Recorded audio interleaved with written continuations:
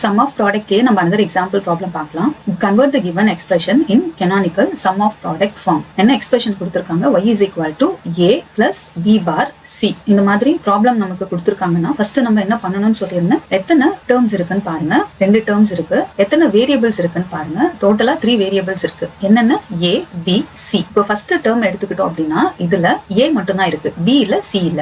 Second term எடுத்தோம் அப்படின்னா A இல்ல, B இருக்கு, C இருக்கு. ஃபர்ஸ்ட் நம்ம கொடுத்திருக்க क्वेश्चन எடுத்து எழுதிக்கலாம். Y is equal to A plus B bar C. இங்க ஃபர்ஸ்ட் இந்த டேர்ம்ல A மட்டும் தான் இருக்கு, B, C இல்ல. அப்ப நான் என்ன பண்றேன்? A எடுத்துக்கிறேன். So first B plus B bar, next C plus C bar. So எந்த வேரியபிள் அந்த டேர்ம்ல இல்லையோ அந்த வேரியபிளை நம்ம எடுத்துக்கிறோம். இப்போ B இல்ல, சோ B எடுத்துக்கிறேன். B ஓட காம்ப்ளிமெண்ட் அண்ட் அன்காம்ப்ளிமெண்ட் ஃபார்ம் ரெண்டுமே எடுத்து சம் பண்றோம். சம் பண்ணிட்டு அதை A கூட மல்டிப்ளை பண்ணிக்கிறோம். அண்ட் தென் C இல்ல, அப்போ நம்ம C plus C bar எடுத்து இதை நம்ம A கூட மல்டிப்ளை பண்ணிக்கிறோம். அடுத்தது செகண்ட் டேர்ம்ல பாத்தீங்கன்னா A இல்ல, அப்போ A plus A bar இத B bar C கூட மல்டிப்ளை பண்ணிக்கிறோம். நெக்ஸ்ட் ஸ்டெப்ல நம்ம என்ன பண்ணலாம்? ஃபர்ஸ்ட் ஏவை இந்த B plus B bar கூட மல்டிப்ளை பண்ணிக்கலாம். மல்டிப்ளை பண்ணோம் அப்படின்னா AB plus A B bar கிடைக்கும். ஸோ இந்த C plus C bar நான் அப்படியே எடுத்துக்கிறேன். நெக்ஸ்ட் ஸ்டெப்ல நம்ம அதை மல்டிப்ளை பண்ணிக்கலாம். C plus C bar, next இங்க இருக்க A plus A bar உள்ள மல்டிப்ளை பண்ணலாம். அப்போ நமக்கு என்ன கிடைக்கும்? A B bar C plus A bar B bar C. Next ஸ்டெப்ல என்ன பண்ணலாம்? C plus C bar இத நம்ம உள்ள மல்டிப்ளை பண்ணிக்கலாம். மல்டிப்ளை பண்ணோம் அப்படின்னா ஃபர்ஸ்ட் நான் C எடுத்து இந்த ரெண்டுத்தையும் மல்டிப்ளை பண்றேன். அப்ப என்ன கிடைக்கும்?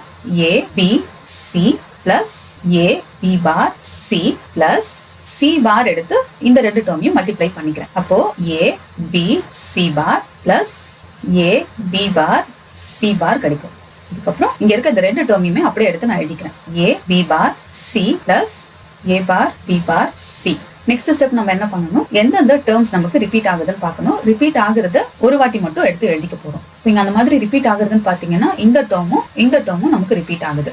இப்போ நெக்ஸ்ட் ஸ்டெப்ல நான் என்ன பண்றேன்? AB C plus A B bar C plus AB C bar plus A B bar C bar plus A bar B bar C. Next ஸ்டெப்ல நம்ம என்ன பண்ணலாம்? காம்ப்ளிமெண்ட்ல இருந்தா 0 எடுத்துக்கலாம், அன்காம்ப்ளிமெண்ட்ல இருந்தா 1 எடுத்துக்கலாம். இப்போ ABC இருக்கு, இதுக்கு நான் பைனரி ஈக்குவலன்ட் எழுதுறேன்னா 1 1 1 எழுதுவேன்.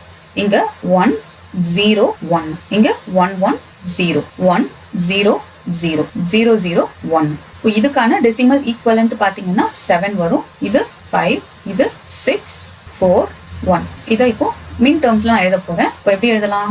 M1 plus M4 plus M5 plus M6 plus M7. இதோட நமக்கு ப்ராப்ளம் கம்ப்ளீட் ஆகல.